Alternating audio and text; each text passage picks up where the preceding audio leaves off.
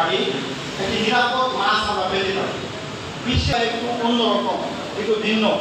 এখানে আমাদের ইলিশের জন্য স্থায়ী ৬টি মৎস্য অভয়ারণ্য আছে এবং হাওর অংশ।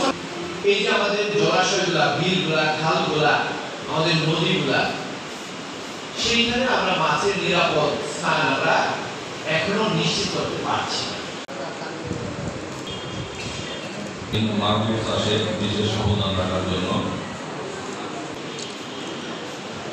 বান্ডেল থাকলে প্রতি সেনমানিতে টাকা বাঁচবে। বিকাশ সেনমানি বান্ডেল কিনে জিতুন প্রতি লেনদেনে।